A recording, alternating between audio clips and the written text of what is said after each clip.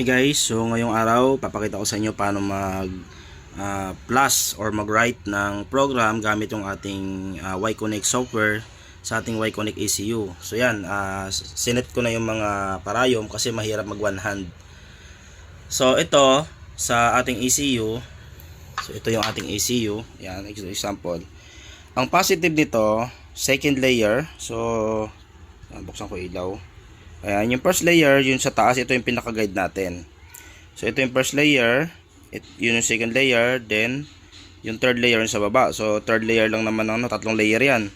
So, ang gagamitin natin dyan, yung second layer. Magbibilang tayo mula dito, dito sa dulo, 7, papunta dito sa gitna.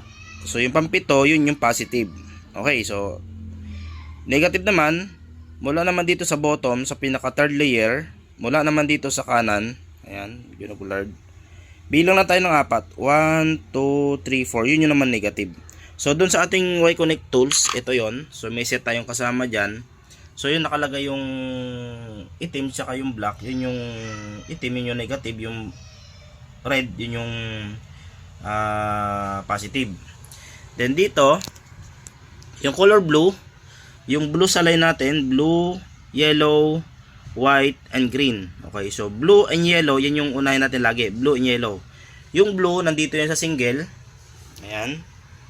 So dito siya, diyan siya nakatutok. Then yung yellow nandito sa taas. Kung dito naman sa bukas sa ECU, papakita ko sa inyo. So ang ating blue ay dito nakalagay. Yan, sa P1007, ayan oh. Baliktad lang. Yung yellow naman dito naman sa P1008. Okay. Then yung ating green o yung ating TX, kasi dalawa na tong natitira, 1, 2, 3 yan eh. So RX TX yan. So pag hindi kumunik yung TX nilagay nyo dito yung RX, pag hindi kumunik, babaliktarin nyo lang yung cable. Okay? So sana nasundan nyo guys. Meron naman akong picture na binigay sa inyo sa guide yan. So yan, nakaset na. Ngayon, so yung set yan, meron siyang switch sa gilid, off lang natin yan. Okay? So, make sure natin na yung cable natin ay connected na sa laptop natin. So, bubuksan natin yung ating software dito sa ating laptop. Okay, sir. So, nandito na tayo sa ating screen. Bubuksan natin ating software. Ayan. So, nabuksan natin ating software. Magdoble na yata. Ayan. So, make sure nyo na isa lang nakabukas ha. So, pag nakabukas na tayo ng software natin, una-una pupunta natin file. Then, new project. Ayan. Open tayo ng new project. Then, dito, maglagay tayo ng project name. Ano ba gagawin natin? O, so magra-write tayo, magpo-program. O di ilagay natin yung kahit ano, any name pwede dyan. Basta madali nyo siya makabisado. Okay. Kumbaga, for save lang naman yan. Then, after natin matype yung program, so, microcontroller ay RH850. Then, sa emulator natin, dito sa may tool, comport. Yan. Ngayon, dito sa tool details naman, pag-click natin yan, dapat makikita natin yung ating USB o yung ating tools na ito USB port. Kaya titingnan natin sa device manager kung ano yung port natin o yung ating cable na connected. So comport siya. Ayan. Maalaman nyo yan guys kapag binubunot natin yung tools natin, nawawala siya yan oh. Sasaksak ulit ha.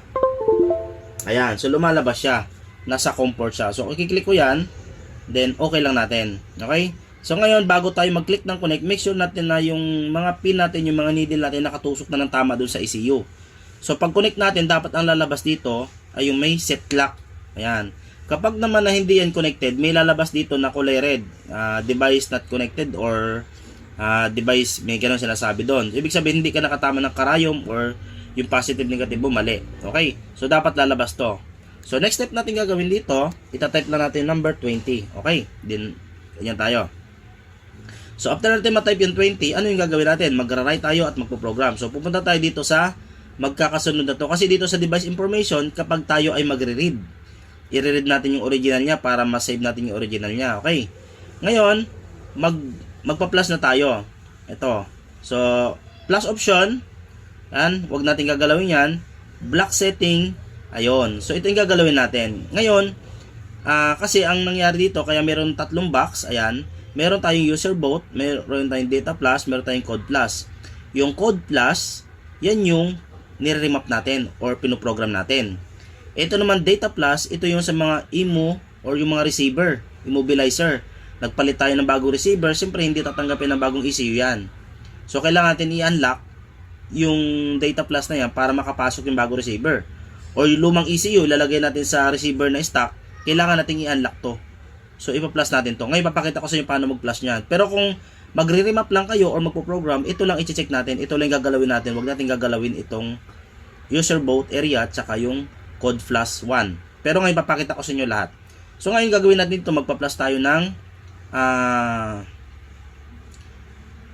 user boat muna. Okay, user boat muna kasi nagpalit na siya ng bagong palit siya ng bagong code. Ayan, nakurap yung dati yung receiver, then papasukan ng bago. Ayan, ganito.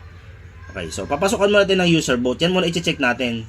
Tandaan nyo guys, huwag nyo i-check lahat yan, makukurap yung ECU. So per category. So user boot muna. Then after natin ma-checkan yan, punta tayo sa option setting, dapat tatlo yan naka-check. Erase, program, verify. Automatic naman naka-check yan. Pero minsan may mga naka-uncheck. Ayan. Then operation, click natin operation. So punta tayo sa browse. Ayan.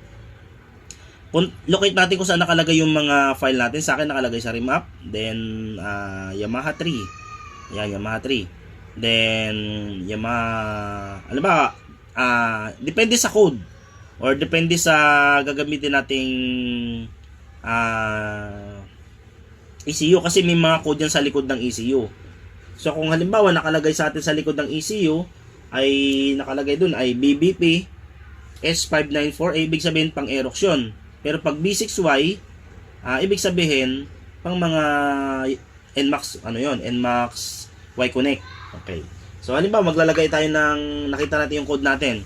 User boot muna, any user boot yan pwede. Ito user yan, puro na save ko yan. By hex ang ilalagay natin, hindi bin na. So ito user sample. So, maglalagay tayo ng user hex, ito example yan. Yan. Meron tayong mga file niyan, nabigyan namin kayo niyan. Open, kung wala naman sisendan ko kayo. So open natin. Then start. Magsesend siya papunta sa ECU. Yan. Any user yan. Any user, kahit Y-Connect, kahit NMAX, pwede yan. Kahit magkapalit sa dalawa na yan, pwede yan i-plus. So, nakapag-plus na tayo ng user boat. Next natin na ipa-plus ay data plus. So, uncheck na natin yung user boat. Ayan. Check naman natin yung data plus. Ito guys, may ibibigay kami sa inyo na file na ito open, kumbaga, pwede sa lahat ng ECU na Y-Connect. Okay? Aerox or NMAX. So, check ulit, operation. Check yung operation setting, then operation. Then, browse ulit tayo. So, then, hanapin natin yung bibigay ko sa inyo na code. Ay, na pang-unlock. Ito, wala dito. Sa Aerox, wala din. Hanapin natin kung saan na ilagay. So,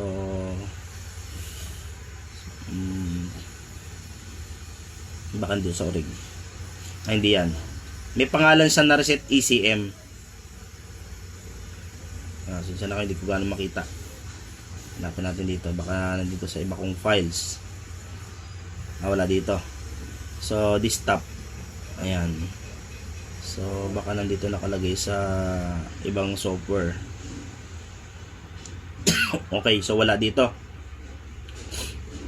Maglalagay muna ako para makita nyo. Isisend ko rin sa inyo to. Wala pa pala ako sa isang laptop. Sa isang laptop kasi ginamit ko eh. So, wala sa dito. Ayan. Hindi ko siya nailagay. Wala kasi. May pangalan kasi siyang ECM reset. Okay, so wait lang ha. I-send ko muna sa sa laptop ko. So yun guys, ito na siya. Nailagay ko na siya dito. Ayan yun, may pangalang ECM ID reset. Yan. Click lang natin yan. Pag Aerox sa NMAX yan, open natin. Ayan. So sure natin yung block setting natin ha. Yun lang yung naka-check. Then operation natin yun. Ito na siya, nakalagay na siya dito. Then gagawin natin ngayon, i-start natin. Yan. Then i-flash natin. Mabilis lang yan. Ayan, ganyan lang siya. Hanggang matapos. Okay, mga 3 times yata yung hindi ako nagkakamali. Ayun. So natapos na natin mag-flash ng data plus. Next natin yung block setting. Yung block setting, yung code plus. Ayan. Ito yung tinuno natin. Ito yung niremap natin. Okay. So dito may mga stock naman tayo ng mga file in case na magre-reprogram lang tayo. Pero kung magre-remap tayo guys, make sure na nakatono maayos gamit ang ating AFR. So, code flash, then ganun uli, check yung tatlo na yan, then operation. Ngayon, punta tayo sa browse, then punta tayo doon kung ano ba i-remap natin ngayon ay Nmax. So, ito. Ayan, Nmax. So, may nakalagay dito, may GBT5, ganyan, may mga, yan, super stock. Example, maglalagay ako ng, ito bin file to. Okay? So, dapat ang ilalagay natin ay hex. Ayan, hanap tayo ng hex. Ayan. Ito original na hex. Ayan, ito may hex. Nakalagay dito hex, oh. Ayan. Kay sir to. CVT. O, ito keyless. Ayan, keyless yan kasi may receiver eh. Matic yan. Pag may receiver, keyless yan. So, nakalagay dito, CVT all stock. O, pasok natin yan. Sa pagtutuno naman, pinakita ko naman sa inyo sa mga video, meron ako eh. So, open. Then, isi-send natin. Start. Ito guys, medyo matagal siya. Abutin kayo dito ng mga 3 minutes to 5 minutes, mga ganun. Okay, so hintay lang natin siya hanggang mag 100%.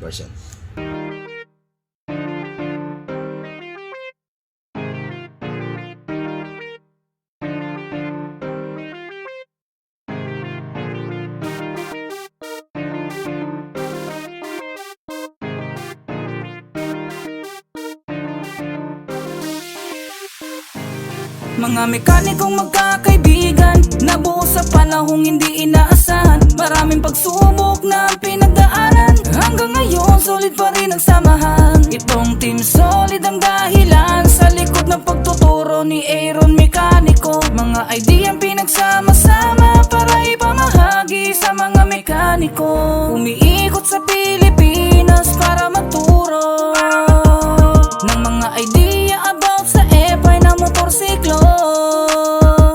Layunin magturo ng advance, Luzon, Visayas, Mindanao na ang narating nito.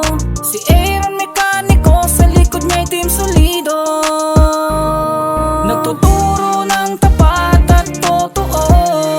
Team Solid, nagbibigay idea na walang kapalit. Team Solid, magkakaibang tao pero nagsama-sama sa Team Solid. Mga mekanikong nagtutulungan sa pag-angat. Team Solid, hanggang ngayon nagbibigay ng training sa mga tao.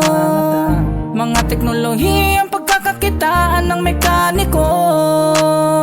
Subok ang idea na tinuturo, abangan lagi ang mga itinuturo. Subok ang idea na tinuturo, abangan lagi ang mga itinuturo. Magkakalayo man kami sa mga lugar sa Pilipinas, pero ang Team Solid nananatili magkasama. Asahan na lalo pa nilang pag-iigihan. Pagtuturo ng Team Solid dagdag sa kaalaman. Tiwala lang, never stop learning, lamang ang may alam. Invest time, invest knowledge, makakamit mo ang mga gawang perpekto sigurado. At ang mga customer mo ay masisiyahan, garantisado. Nagtuturo ng tapat at totoo.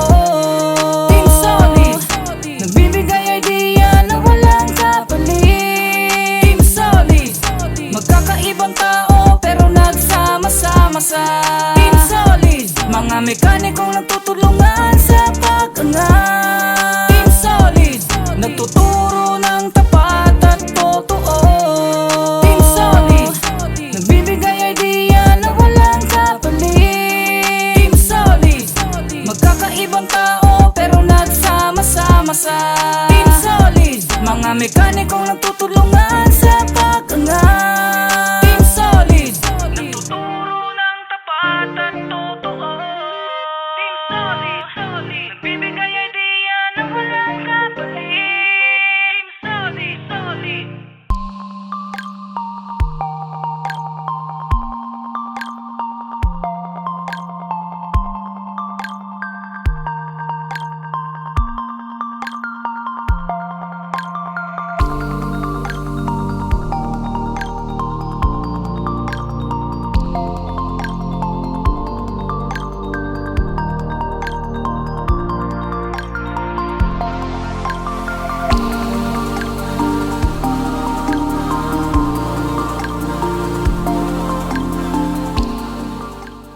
So, yun guys.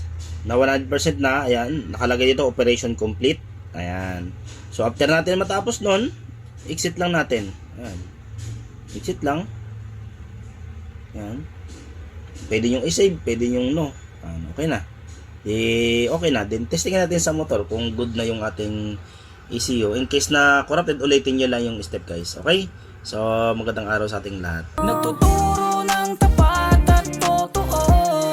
Team Solid, nagbibigay idea na walang kapalit. Team Solid, magkakaibang tao pero nagsama-sama sa Team Solid, mga mekanikong nagtutulungan sa pag-angat. Team Solid, hanggang ngayon nagbibigay ng training sa mga tao.